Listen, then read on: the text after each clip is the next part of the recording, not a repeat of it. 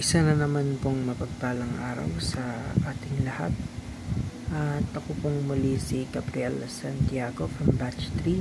At nais ko pong ulit ibahagi sa inyo ang aking daily devotion for today. Na ang ating topic naman po ngayon for October 28, ano ang tunay na kahulugan ng Catholic Church? Ang ating main concept po ngayon is about Universal Church.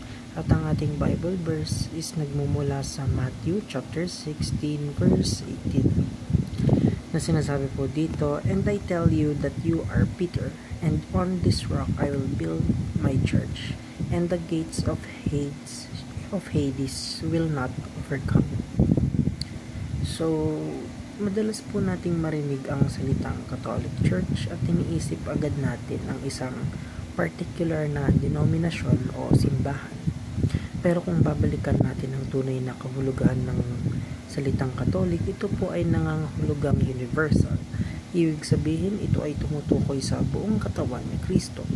Mga tunay na mananampalataya mula sa iba't ibang bansa, lahi at henerasyon na pinagbubuklod ng pananampalataya kay Jesus at pinananahan ng banal na Espiritu.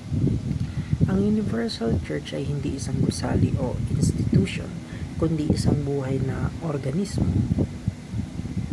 na si Kristo mismo ang ulo o head. Tulad ng sabi sa Ephesians chapter 4 verses 4 to 6, may isang katawan, isang espiritu, isang Panginoon, isang pananampalataya, at isang bautismo.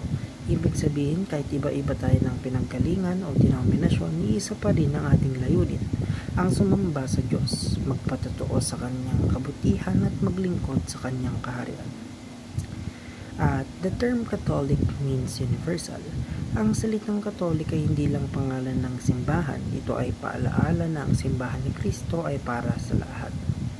And also, the Church of Jesus is a movement. Ang simbahan ay hindi lang isang lugar na pinupuntahan tuwing linggo. Ito ay isang kilusang, isang buhay na misyon ng mga taong tumugon sa tawag ni Kristo. Tulad ng mga unang alagad, tayo rin ay tinawag para magbahagi ng Ebanghelyo. And lastly, the movement of Jesus welcomes you. At higit sa lahat mga kapatid, ang kilusan ni Jesus ay bukas para sa lahat.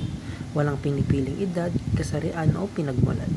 Maaaring sa tingin mo ay hindi ka karapat-dapat, pero tandaan mo, ang biyaya ng Diyos ay sapat para sa lahat. At hanggang dito lamang po ang aking daily devotion for today at salamat po sa inyong pakikinig.